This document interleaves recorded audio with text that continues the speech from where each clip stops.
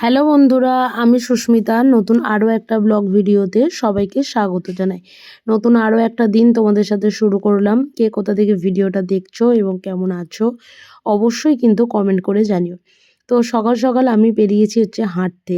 আর যেটা প্রথম যে মন্দিরটা দেখালাম সেটা হচ্ছে আমাদের বারোয়ারিতলা মা সিদ্ধেশ্বরীর মন্দির। আর সকালবেলা যখন যাচ্ছি তখন দেখলাম যে ওখানটা সকালবেলা যে পুজো হয় তার আগে ওখানটা ধোয়া মোছা পরিষ্কার সমস্ত কিছু করে আর কি, যাদের পালা থাকে বা কিছু।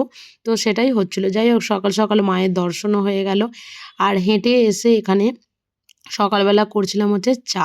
এখানে যেহেতু সকাল সকাল লিকার চাই খাওয়া হয়, আর তার আগে লেবু জলও খেয়েছিলাম। তো যাই হোক, সেই ভিডিওটা আর করিনি, কারণ লেবু জল বা গরম জল এটা রেগুলারই খেয়েই থাকি আর কি।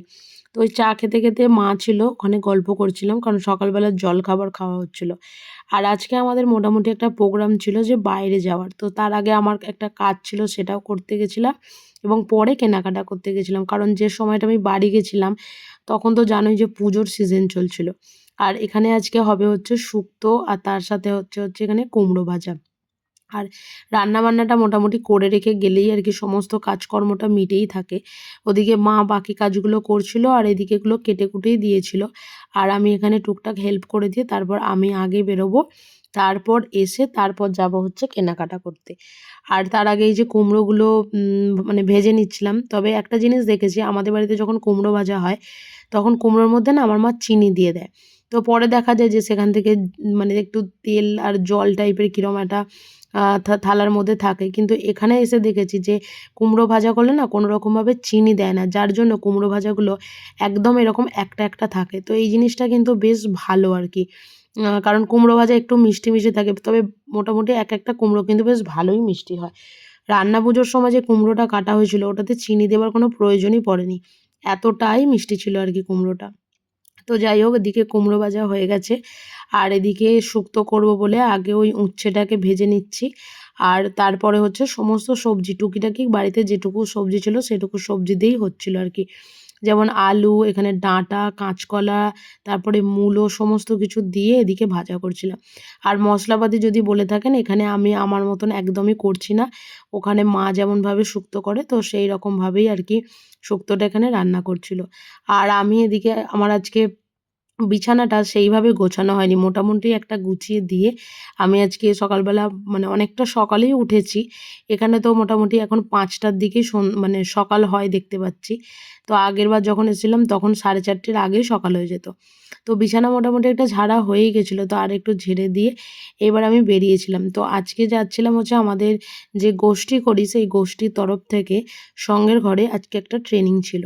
তো সেই ট্রেনিংয়েই যাব বলে ওই যে দূরে আমার সাথে যারা যাবে আর কি, আমার যারা বন্ধুরা রয়েছিল তো তারা আসছিল। তো সবাই মিলে ওই যে মানে একসাথেই যাচ্ছিলাম। তবে দুটো রাস্তা আমাদের দুদিকে ছিল। মানে যেদিকে আমাদের গোষ্ঠী থেকে ট্রেনিং ছিল সেটা ছিল আমাদের বিঘাটির দিকে, আর মায়ের সাথে যেদিকে যাবার ছিল তো সেটা ছিল হচ্ছে আমাদের স্টেশনের দিকে। তো মোটামুটি এখানে আমরা চলেই এসেছিলাম সবাই মিলে। তবে এখানকার কোনো ভিডিও ক্লিপ নেওয়া যাবে না। সেটা আমাদের যে টিচার মানে ওখানে যে ট্রেনিং দিচ্ছিলেন স্যার বা ম্যাডাম তো ওরা বলে দিয়েছিল। ভিডিও বানিয়েছিলাম। কিন্তু যাই হোক, যখন ওরা বারণ করেছিল তো সেই ভিডিও আর আমি পোস্টও করিনি। কারণ আমি নিজেই খুব একটা ক্যামেরার মধ্যে কমফোর্টেবল এখনো পর্যন্ত হতে পারিনি। তো সেখানে যখন অন্যরা বারণ করে বা অন্যদেরকে জিজ্ঞাসা করি সেই ভিডিওগুলো আমি এখানে নিই আর কি। তো ওখান থেকে ঘুরে এসে আমি চলে এসেছিলাম মায়ের সাথে আমার মানে পুজোর শাড়ি যেটা মানে মা আর বাবা দেবে। তো মোটামুটি এই শাড়িটাই আমি সিলেক্ট করেছিলাম। ভীষণ সুন্দর, মানে এক চোখে দেখে ভীষণ পছন্দ হবে। আর মা অন্যরকম একটা শাড়ি পছন্দ করেছিল, এই যে শাড়িটা দেখছেন এই শাড়িটা।